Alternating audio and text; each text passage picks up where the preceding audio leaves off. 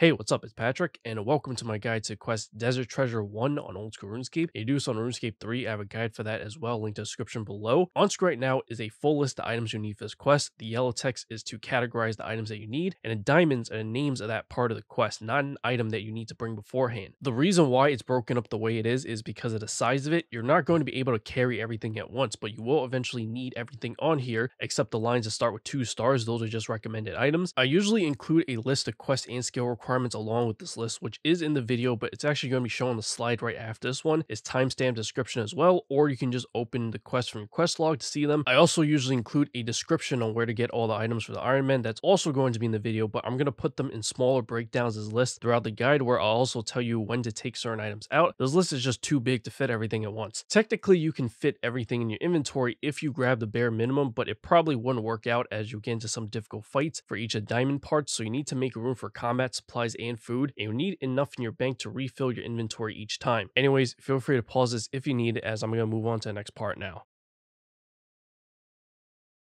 This is a list of the quest and skill requirements for this quest. Feel free to pause if you want to take a better look, as I'm going to get into the quest now.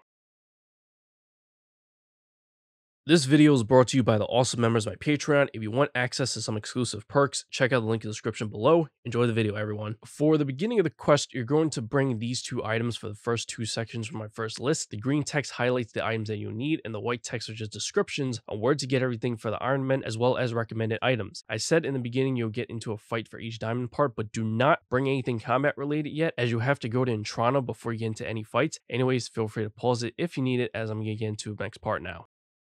To start the quest, head to the Bendamin camp. You can use any teleport to Al Kharid, such as the Amulet of Glory or Ring of Dueling, to the PvP arena, and take the magic carpet from Shantae Pass. Remember, you also need to buy a Shantae Pass to get through. Speak to the archaeologist, then select options 2 and 1. Go to the exam center in the dig site. You can teleport there using a dig site teleport or a dig site pendant.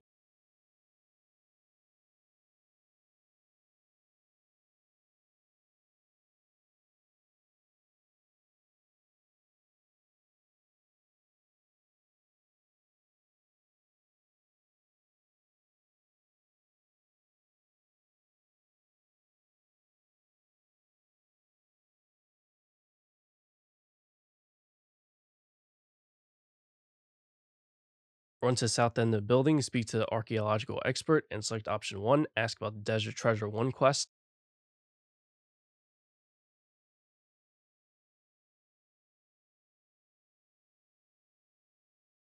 Speak to him again and select option 1. Ask about the Desert Treasure quest to receive a translation book.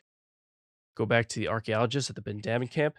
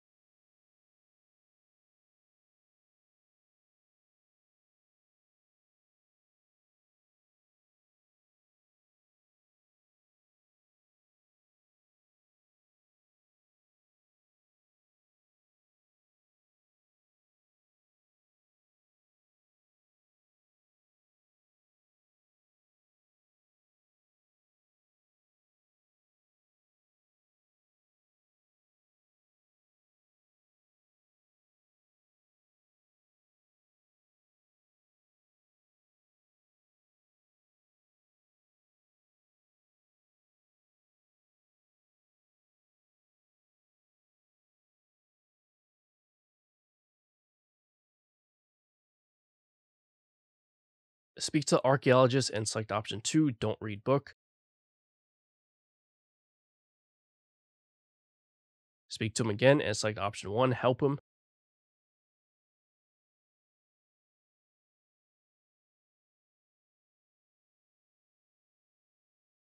Run south to a bar in the bandit camp.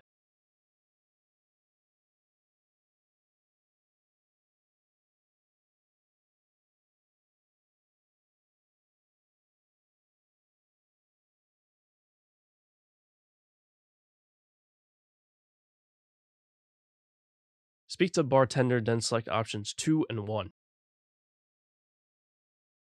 Speak to him again, then select option 2. I heard about 4 diamonds. Go to the easternmost building in the camp.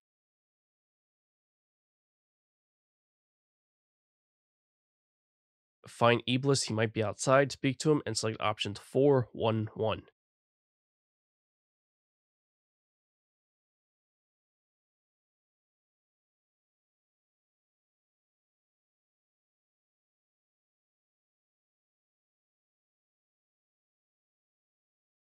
You're going to give him the items written on screen by using them on him, so the 6 molten glass, 12 magic logs, the charcoal, the ashes, 6 steel bars, the blood rune, and be sure to right click the bone so you don't accidentally bury them. After giving him all the items, speak to him again. Go southeast to a small circular area, you'll be able to see it on your mini map.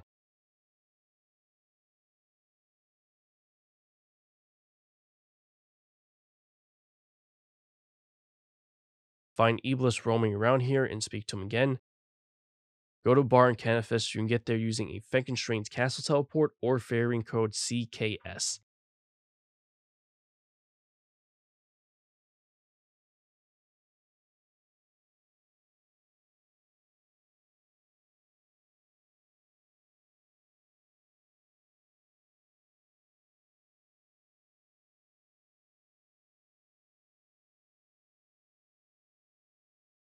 You get a short cutscene when you enter. Speak to Malik the vampire by the door and select options 5, 1, 3, 3.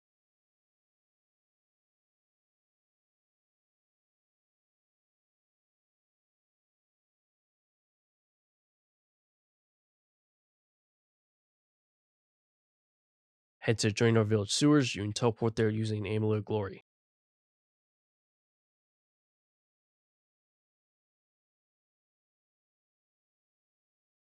Open and climb down the trapdoor. Run north into a room with the anvil.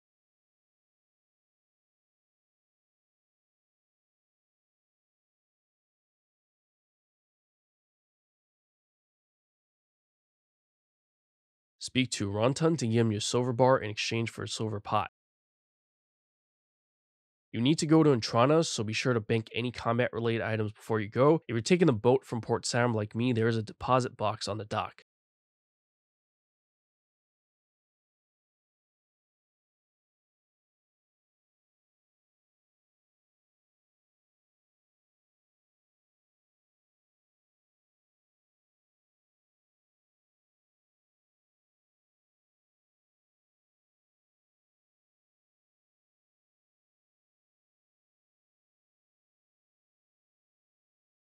Choose travel on any of the monks in Entrana to travel there.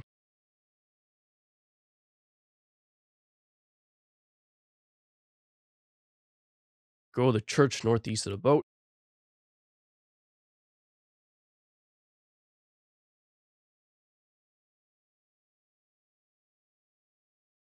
Speak to the high priest to turn the pot into a blessed pot. Head back to the bar in Canifis.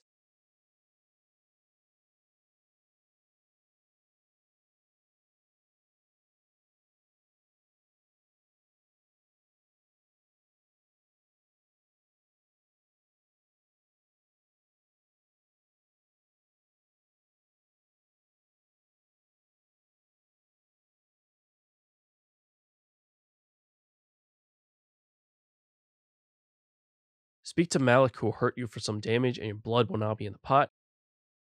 Use the garlic powder on the blessed pot, then use a spice in the blessed pot. Now you can go and grab your combat gear and stuff from the bank nearby. The only item you need to keep on you from before is the blessed pot with all the ingredients in it. Other than that, you need your magic armor, magic weapons, runes for air spells. Yes, it must be air spells. I'll be sure to set your spell as well. I also highly recommend prayer potions and emergency teleport to escape if needed. When you're ready, go to this area in the swamp marked by a yellow marker.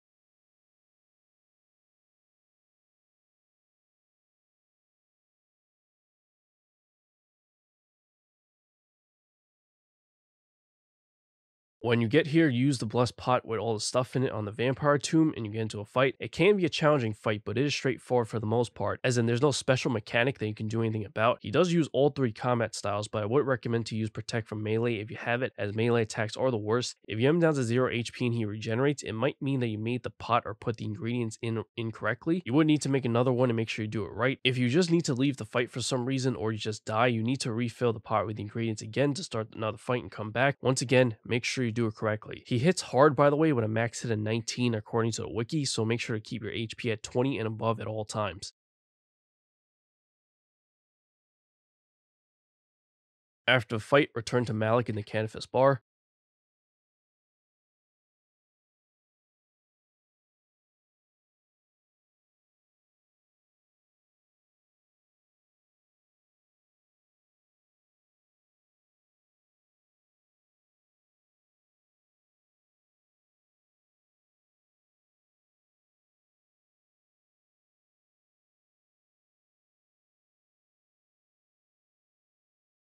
Speak to Malik to receive the blood diamond. You need to put this in the bank right away because if you hold it in your inventory, a stranger can randomly appear and hit you for a lot of damage. You need to do this for every diamond you receive during this quest, as there will be more.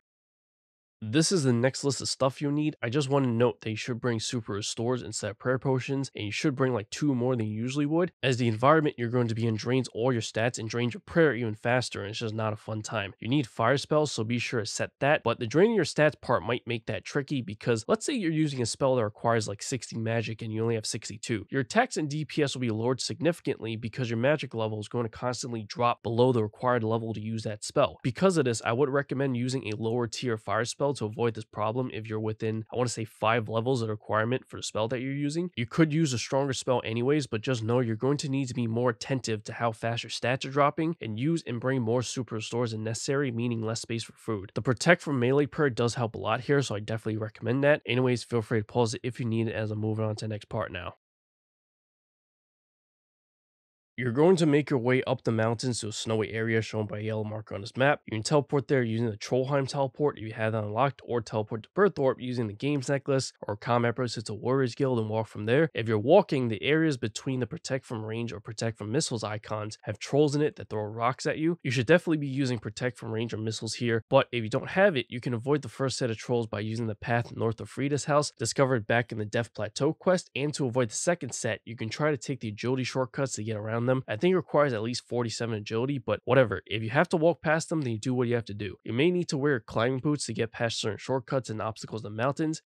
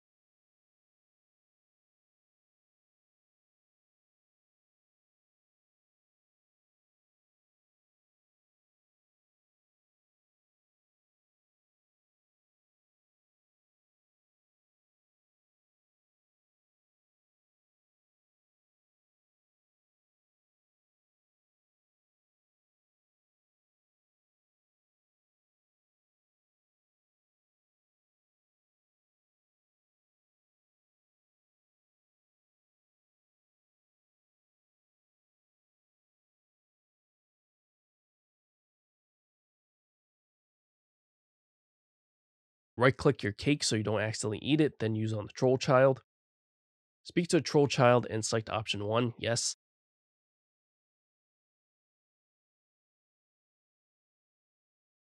Attempt to go through a gate by clicking on it, finish the dialogue, then click on it again to actually go in.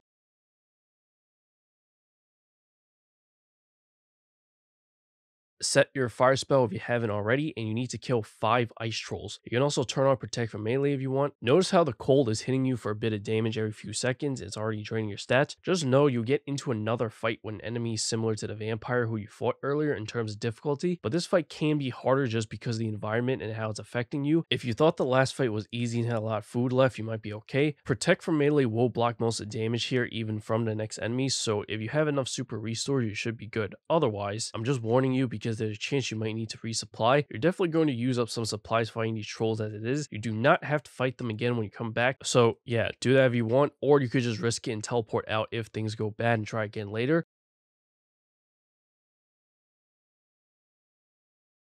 After defeating the 5 ice trolls, enter the cave in the southeast corner, then follow the path north and around to the open area. You can use protect from melee against the wolves.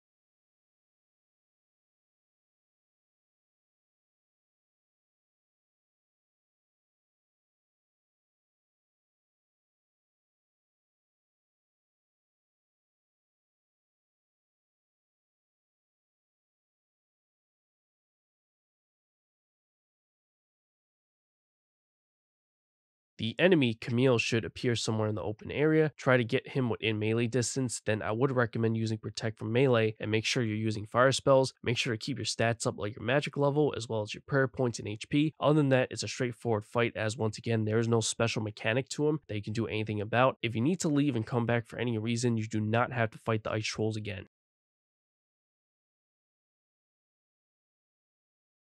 After you defeat him, I would suggest picking up the cakes and the restore that he drops. That may be helpful later. Save the restore though, especially if you don't have any more. I'll tell you when to use it. You will no longer have to fight anything beyond this point, but you will have to venture further into the area where the environment can still hurt you. So hopefully you have enough food to survive. If not, you may need to teleport out and come back. But anyways, to continue, go all the way west. Go into the area to the north and follow the path around. The path may be difficult to see on your minimap, but it's basically a circular winding path that goes counterclockwise. It might be easier to click a few steps ahead of where your character is instead of on the minimap.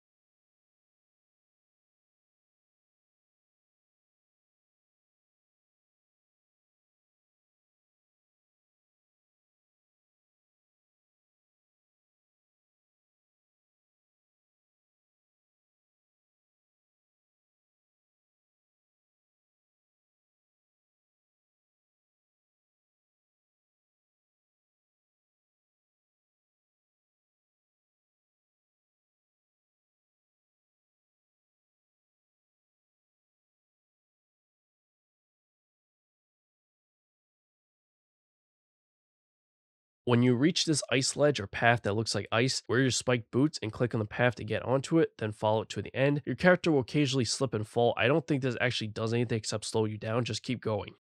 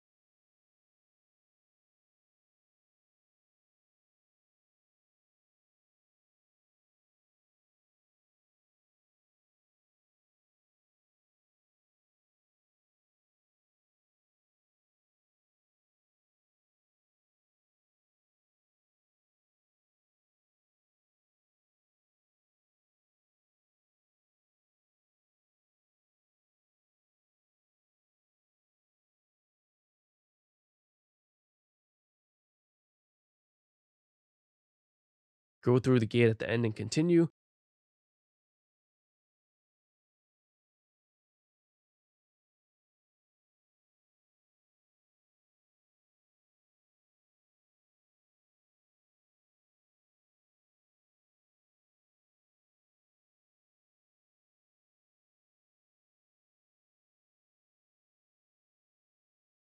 You'll see 2 ice blocks here, right click each of them and choose smash ice to get rid of it. Fire spells are actually the most effective. Now would be a good time to use the restore that you picked up earlier if your magic level dropped too low. Once they're both free, speak to either one of them.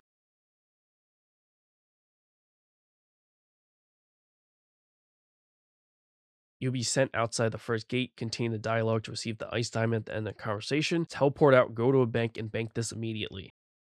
For this next part, bank your whole inventory. You don't need to bank your gear, but you will need to fill your inventory with as many lockpicks as possible. This for a lock that is booby trapped and may take many tries to unlock. Every time you fail, it'll break a lockpick, damage you, and poison you as well, so bring an anti-poison if you like. You may also need some food. It could possibly take up to like 100 tries, which is why you need so many lockpicks. You might even need more than a full inventory's worth, but let's just stick with this for now. I'm not even exaggerating when I say that, so do with that information as you will. If you're feeling particularly lazy, my strategy would be to bring one anti-poison and use on myself at the end once I'm successful, unless you have one of those that make you immune for a few minutes, and take one of those in the beginning and just keep picking the lock. If I'm about to die at any point, teleport out, heal up, come back with more lockpicks, and try again. Go to Rossolo, northwest of East Arty. You can get there using Skills Necklace to Fishing Guild, Combat Bracelet to a Ranging Guild, or any teleport to Arty, then run from any of those places. Speak to Rossolo and select options 3 and 1.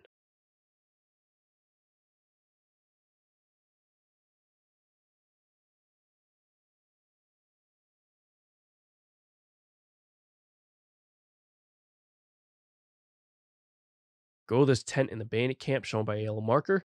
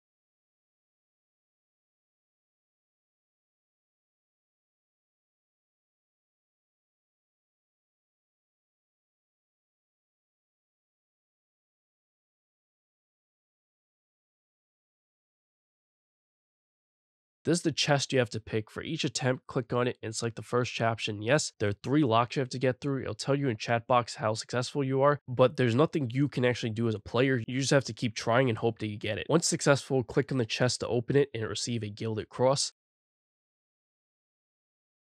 You need to return to Rossolo, but before you do that, go to a bank. So the Arty bank would probably be the most convenient. You need stuff for combat and the Gilded Cross. You can bank everything else. You need to use Earth spells for this fight, so bring those runes and set that spell. You can block pretty much all the damage for this fight with just Protect from melee, but you would need a lot of prayer potions because the enemy can also drain your prayer. I definitely recommend using Protect from melee here because the enemy can hit pretty hard if you're not protecting against it, and I would still recommend bringing food anyways in case your prayer drops. Feel free to pause it if you need it as I'm moving on to the next part now. Go back to Rossolo when you're ready. Speak to Rossolo to exchange the Gilded Cross for a Ring of Visibility. Wear it and enter the fenced-in area to the east. Climb down the ladder in the middle. Here's a map of the area, and the yellow line indicates the correct path to take. Although when you're close to the end, you shouldn't step into that big open room to the east just yet because the enemy will spawn, and you may want to watch me do it and explain the fight first in the next clip before you do it yourself. Anyways, feel free to pause this if you need it, as I'm going to move on to the next part now, which is going to be the fight.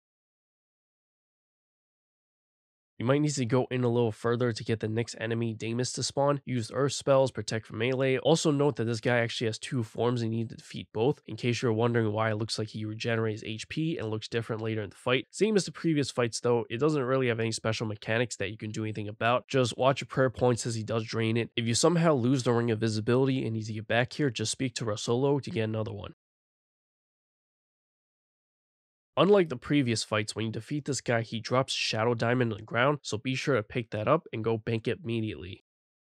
For our next part, you're going to need a face mask or Slayer helm, which needs to be worn, and you should be wearing ice gloves, but they're an untradeable item. If you don't have them, I'll show you two alternative strategies you can use for a fight. Regardless, you need to cast water spells, so be sure to bring both water and air runes, and whatever else, then set the spell that you want. Be sure to bring all required runes if you don't have the ice gloves. You do not want to rely on your staff for the unlimited runes, as you may not be able to wield it. I'll explain that later when the fight comes up. I would recommend bringing a few energy potions, as there's a part of this that will be timed. Of course, being able to constantly run will allow you to do it faster. Anyways, feel free to pause it if you need it as I move on to the next part now. When you're ready, go to dungeon west of Povna Niche, shown by a yellow marker on this map. You can get there using either a Narda teleport or any teleport to Al Kharid and take the magic carpet. While wearing the face mask or Slayer helm, climb down the smoky well. You may need to click on it twice. Here's a map of the area, and the yellow line indicates the correct path to take. Feel free to pause it if you need it, as I'm going to move on to the next part now. You should now be in the very northeast corner of this dungeon. You may want to watch ahead a little in the video to see what you have to do, as it will be timed. It will also give you some time for your energy to regenerate. So you should see a standing torch next to you. There are 3 more around this dungeon, and I'll show you where they are in a bit, but the objective here is to have all 4 standing torches lit at the same time, which will unlock a chest that gives you a key that you need. The part where you're timed is that each one you light will only stay lit 5 minutes. So basically, as soon as you light this first one, you only have 5 minutes to run to, then light the remaining 3 and also open the chest. We're starting in the northeast corner because it's the most out of the way and the furthest away from the chest you need to go to. Here's the map of the area that you're in. If you feel like you need more energy, drink some of your potion or whatever, and when you're ready to go, light the torch in the northeast corner with your tinderbox, and the other 3 torches are in the other 3 corners. The order in which you should light them in are written on screen. You want to go with the southeast one next, then the one in the northwest corner, and finally one in the southwest corner. After lighting the last one, you do not want to slow down. You still need to open the chest, which is just a bit east of where you'll be, and it's in the smaller of the 2 rooms. Opening the chest after lighting all 4 torches will give you a warm key. Once you have the key, go to a room all the way to the east, but do not go in yet. Anyways, feel free to pause it if you need it, as I'm moving on to the next part now. The warm key is to open this gate, but do not do it yet as you get into a fight right away. I just want to show you the fight first before you go in. You should use protect from melee for this fight, set the water spell that you want, and if you're wearing ice gloves, you can just go in. This fight shouldn't be an issue for you if you made it this far. If you do not have ice gloves, basically what happens is when the enemy gets within melee distance, your weapon will become too hot to hold and will go into your inventory, which is why I said to bring all the runes instead of relying on your staff. The alternative strategies that you can use is that this only happens if he gets within melee distance. So what you can do is like hit and run strategy, where you run away so you can leave some distance between you and him, attack him, run away again to create more space, and repeat. This can be very helpful toward blocking a lot of damage you can deal as well, but protect from melee does that anyways. If you're using protect from melee, an easier strategy in my opinion would just be to stand still, don't even worry about having a weapon, and cast your spell manually. Don't forget to watch your prayer and HP though. If you have to leave for any reason or die, you do not have to get the key again. Once he's dead, pick up the smoke diamond that he drops and go to a bank immediately to put it in there. For this next part, you want to make yourself weigh as little as possible, ideally under 5 kgs, so make your armor and stuff, but you should still bring a weapon. You may or may not have to kill something. You can bring stuff like boots of lightness to help keep your weight down, bring some food, prayer potions, a few NG, super NG, or stamina potions as well. It'll help you a lot here if you can keep running, and once you have everything else, we're now going to withdraw the 4 diamonds and get to the pyramid south of the bandit camp as soon as possible. Keep in mind, you're still at risk of being attacked while carrying these diamonds, so you don't have any good teleports. Maybe you want to get as close as possible before taking them out of the bank. For example, don't take them out until you reach the bank at the Shantae Pass. Anyways, feel free to pause it if you need it as I'm moving on to the next part now. Once you're at the pyramid, you need to place a diamond at a specific obelisk at each corner of the pyramid. So first go to the northwest corner and place the blood diamond there. Then go to the southwest corner.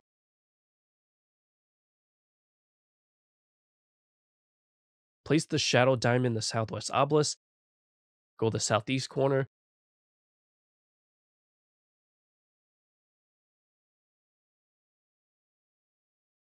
Place the ice diamond at the southeast obelisk. Go to the northeast obelisk.